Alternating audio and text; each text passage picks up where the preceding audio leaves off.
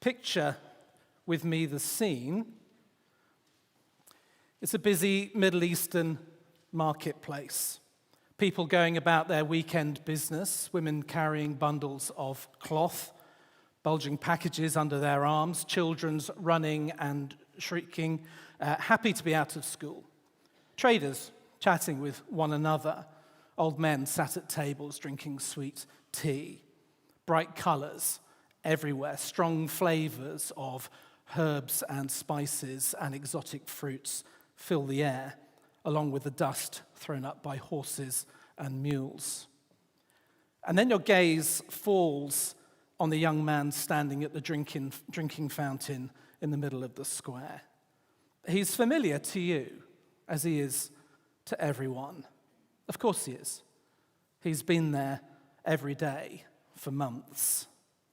Until now, he's cut a wretched figure, a face full of despair to the point of tears, grabbing at passers-by, urging them to change their ways, to not invoke the wrath of Yahweh. They would shrug him off. At first, he amused them, but now he's just an irritation.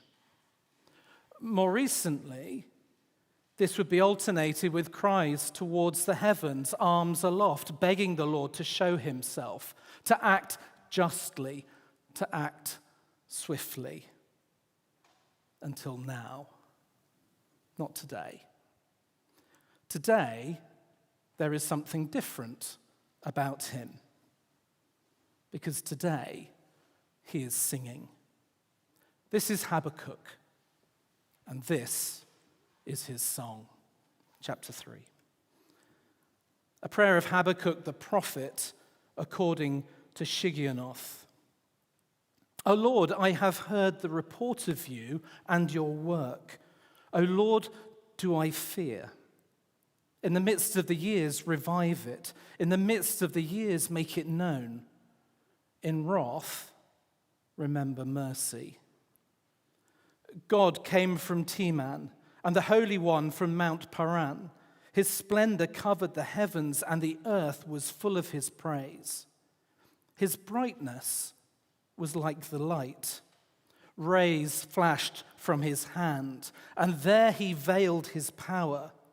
Before him went pestilence, and plague followed at his heels. He stood and measured the earth. He looked and shook the nations. Then the eternal mountains were scattered. The everlasting hills sank low. His were the everlasting ways. I saw the tents of Cushan in affliction. The curtains of the land of Midian did tremble. Was your wrath against the rivers, O Lord? Was your anger against the rivers, or your indignation against the sea, when you rode on your horses, on your chariot of salvation? You stripped the sheath from your bow, calling for many arrows. You split the earth with rivers. The mountains saw you and writhed. The raging waters swept on. The deep gave forth its voice. It lifted its hands on high. The sun and moon stood still in their place. At the light of your arrows as they sped, at the flash of your glittering spear. You marched through the earth in fury. You threshed the nations in anger. You went out for the salvation of your people, for the salvation of your anointed. You crushed the head of the house of the wicked, laying him bare from thigh to neck. You pierced with his own arrows the heads of his warriors, who came like a whirlwind to scatter me. Rejoicing as if to devour the poor in secret, you trampled the sea with your horses, the surging of mighty waters. I hear, and my body trembles. My lips quiver at the sound. Rottenness enters into my bones. My legs tremble beneath me. Yet I will quietly wait for the day of trouble, to come upon people who invade us. Though the fig tree should not blossom, nor fruit be on the vines. The produce of the olive fail, and the fields yield no food. The flock be cut off from the fold, and there be no herd in the stalls. Yet I will rejoice in the Lord. I will take joy in the God of my salvation. God, the Lord, is my strength. He makes my feet like the deer's. He makes me tread on my high places. To the choir master with stringed instruments.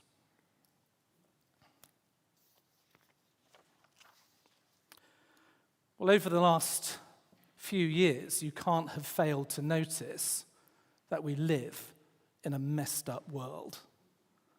I'm not sure I have any words to add to the column inches written about the events in recent weeks in the Middle East. Have no images to conjure up to match those already shown on our TV screens.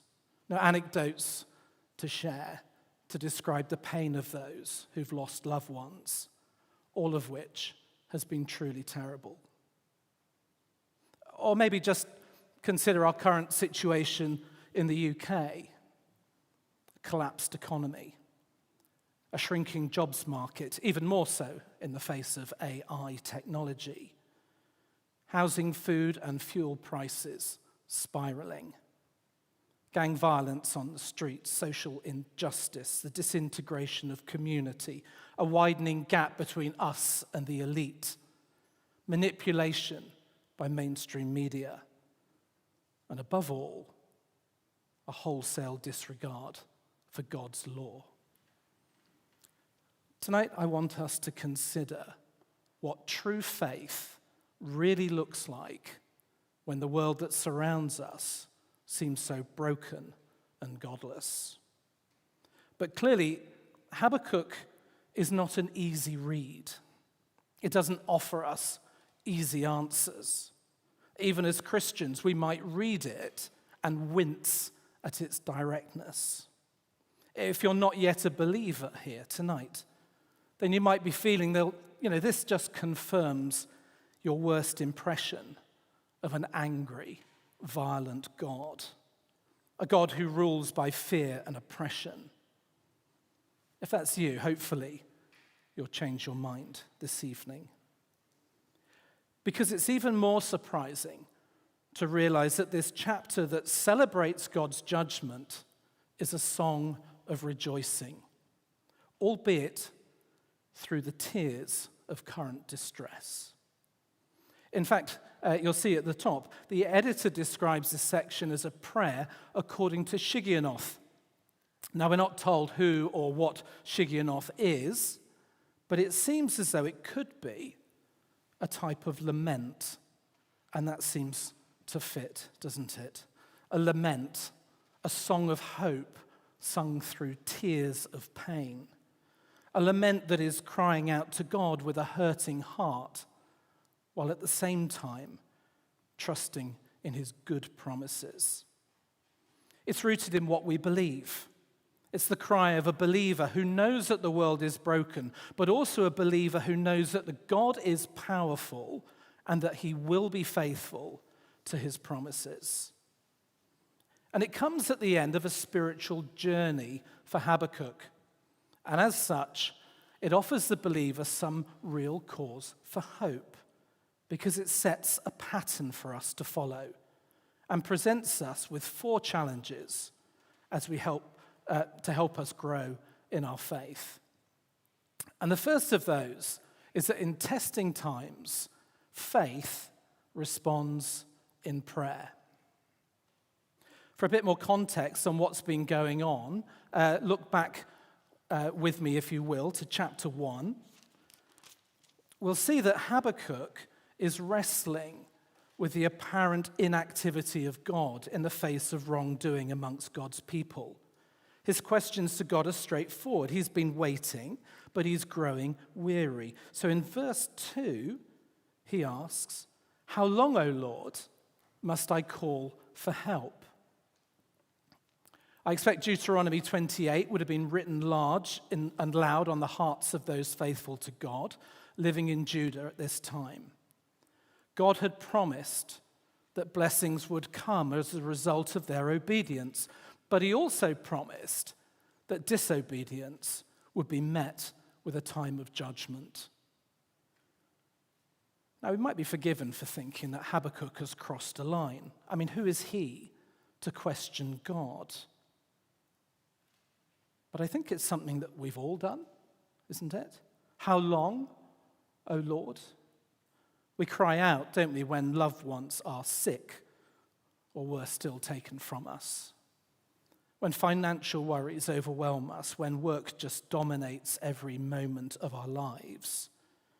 Or we feel burdened by life itself, and no one, not least of all God, seems to notice or to care. And to make it worse, there is seemingly no hope of any respite. How long, O Lord, we cry. But indeed, Habakkuk doesn't just sit on his problems and hope they go away by themselves. No, he gets on his knees and he prays. So surely, instead of any wrongdoing here, he's taking his complaint to the only place he ought to take it. And as if to justify this, in chapter 1, verse 5 to 11, God isn't silent. He gives him an answer. Read with me. Verse 5.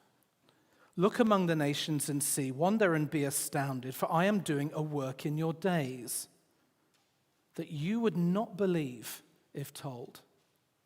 This is God speaking. For behold, I am raising up the Chaldeans, that bitter and hasty nation who march through the breadth of the earth to seize dwellings not their own.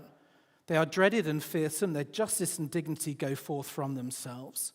Their horses are swifter than leopards, more fierce than the evening wolves. Their horsemen press proudly on. Their horsemen come from afar. They fly like an eagle, swift to devour. They all come for violence. All their faces forward, they gather captives like sand. At kings they scoff, at rulers they laugh. They laugh at every fortress, for they pile up earth and take it. Then they sweep by like the wind and go on. Guilty men whose own might is their God.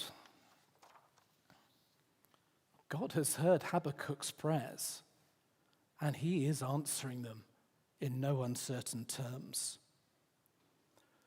God is going to punish his people. He's going to use the Chaldeans, that's the Babylonians, to do it.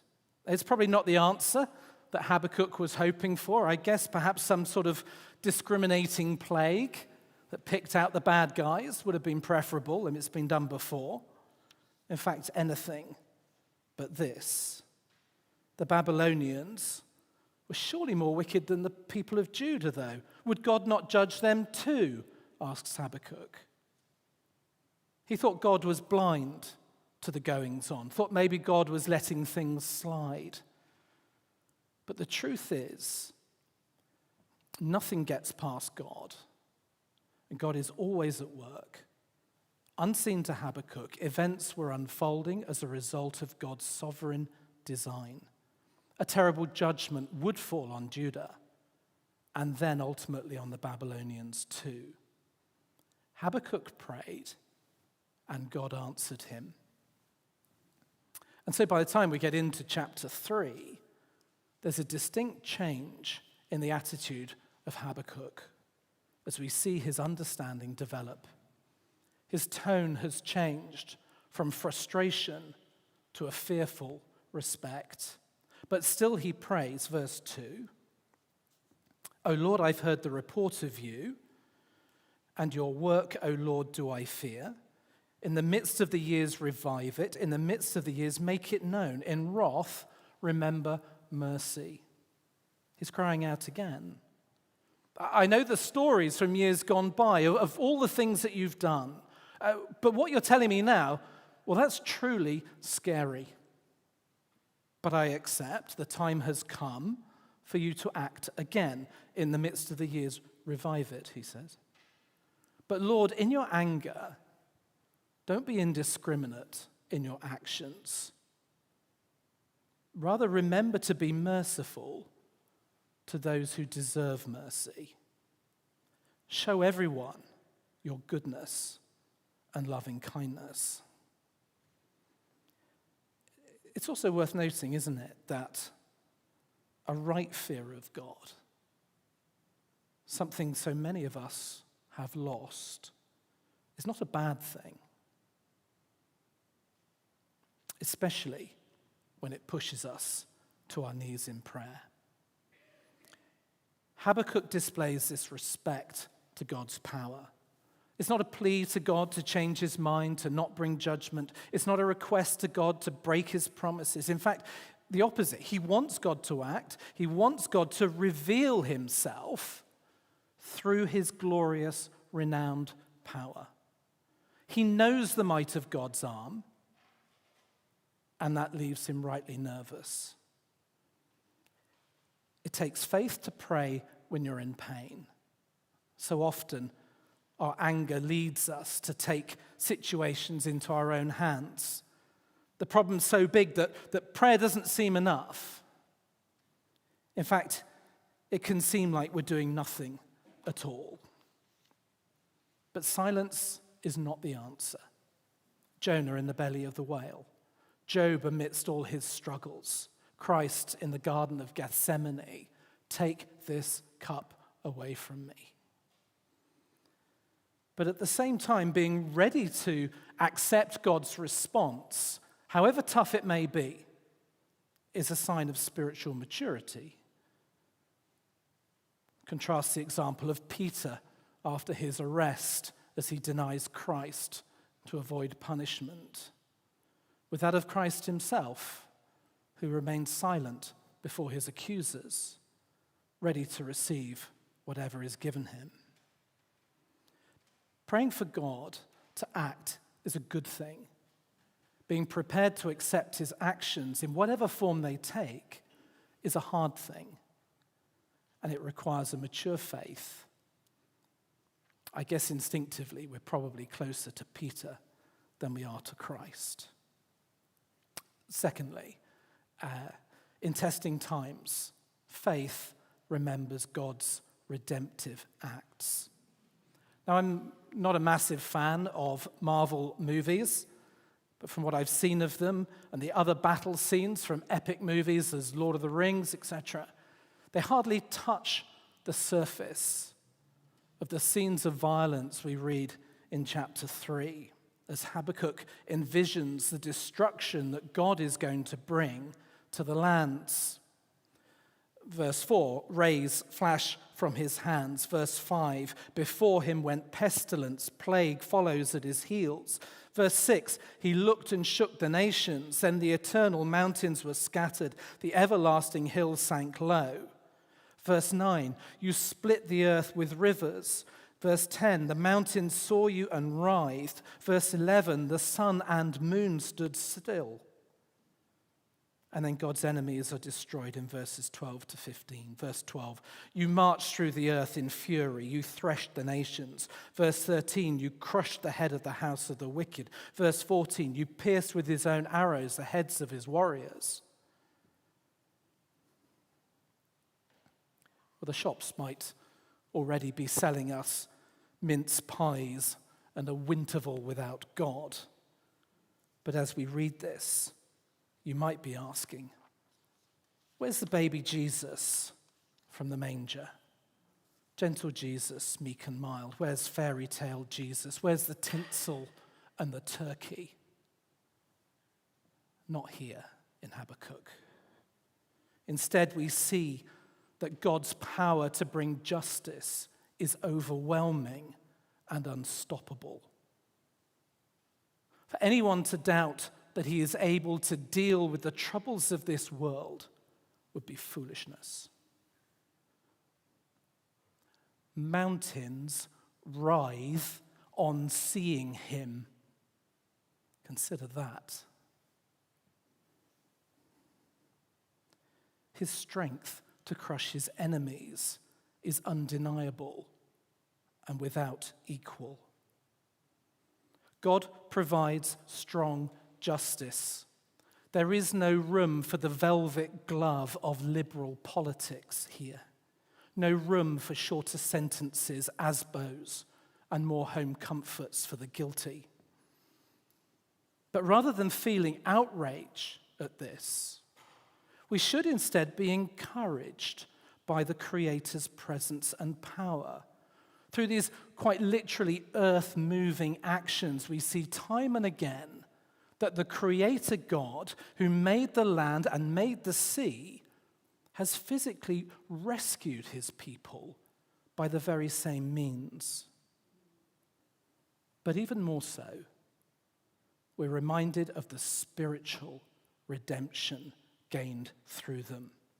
Verse 13, you went out for the salvation of your people, for the salvation of the anointed. Anything was possible from their God for their good.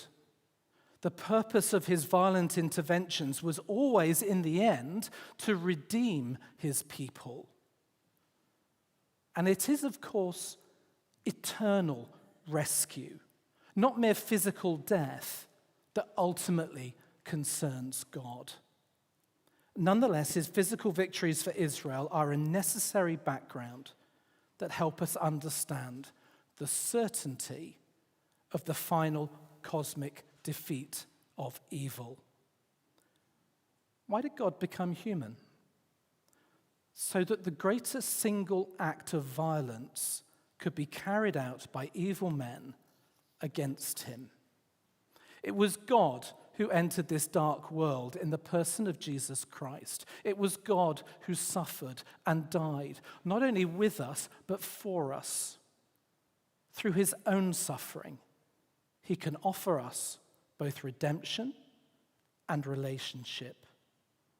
His comfort, strength, and truth speak into our struggles and point us towards a hope-filled future beyond the reach of pain.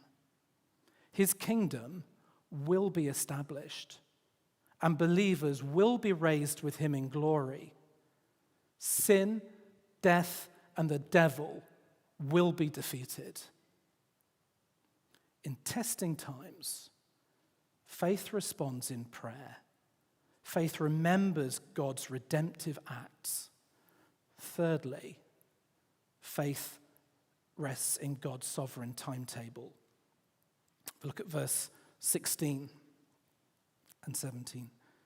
I hear, and my body trembles. My lips quiver at the sound. Rottenness enters into my bones. My legs tremble beneath me. Yet I will quietly wait for the day of trouble to come upon people who invade us.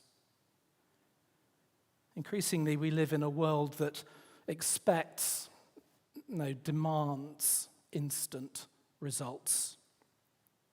But perspectives change, people change. In singing his song, we see Habakkuk's faith has found a renewed vigor.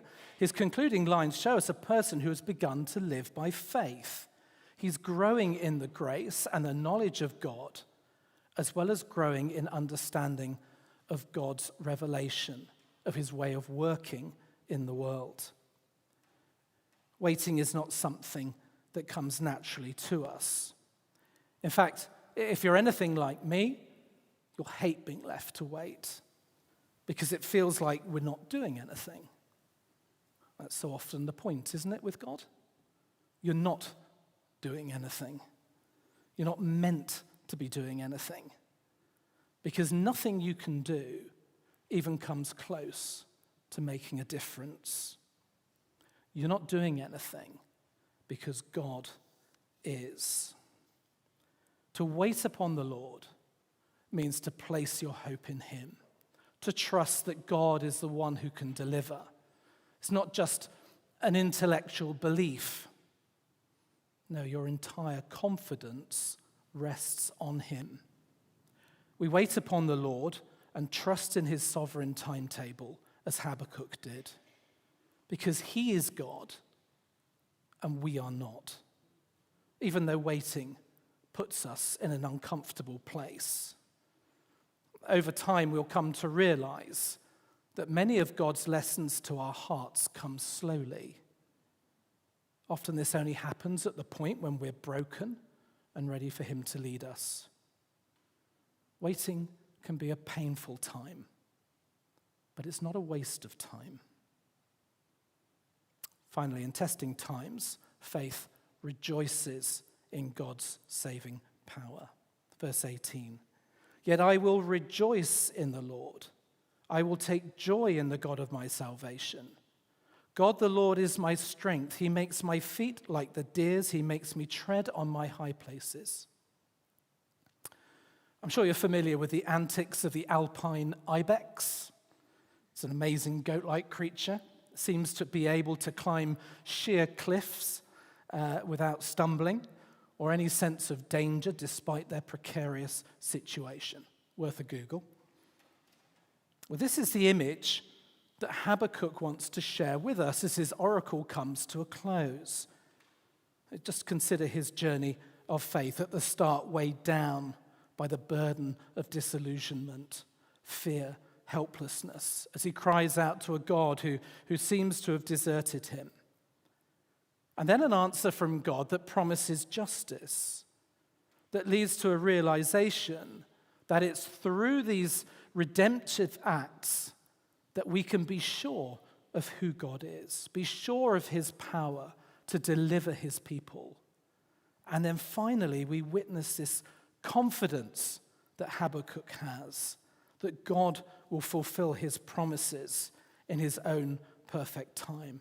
A confidence that leaves him, not just leaping like a mountain goat or a deer on a cliffside, but more importantly, leaves him rejoicing.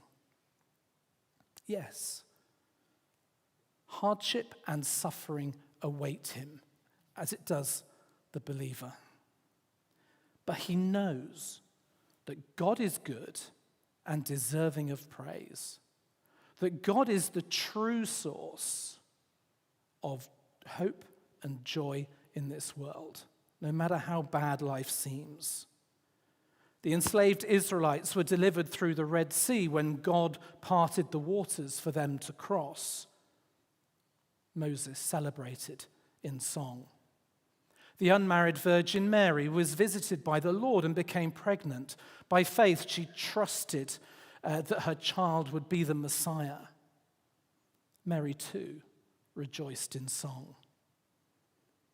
Habakkuk's joy as he stands in that imaginary marketplace singing is similar. He believes wholeheartedly that Judah will eventually be delivered from exile in Babylon, but first, they must patiently endure it. His faith that God's work will be done on earth causes him to rejoice in spite of testing circumstances.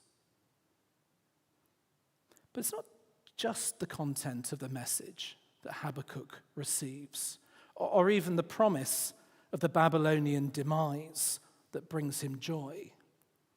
It's not just his memory of past displays of power, though each of these is indeed necessary to his faith's foundation. Surely also it's in part because God is present to him. He speaks to him. He responds to him, addresses him, listens to his questions. Aren't those more reasons for him to sing? Jesus said this, "Here I am.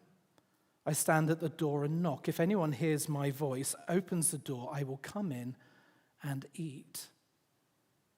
If you don't yet know this Jesus, there's an offer of relationship with him that is open to all. He understands your pain and your hurt, your disillusionment with the world. Through Christ, we can turn for help and comfort to a God who is not remote or distant, but one who is able to bear our sorrows and struggles with us. Then, my friends, there may not be fruit on the vines. There may be no food in the field, no herd in the stalls. But we can take great joy in his promise of salvation to the believer. He stands as the ultimate judge of all and has promised that after a time of merciful grace, he will bring perpetrators of violence, wrongdoing, and injustice to account. And in so doing, will remove all pain and fear and hurt. As Jesus was leaving the upper room with his disciples and heading towards the Garden of Gethsemane and so ultimately to his death, he made this final promise.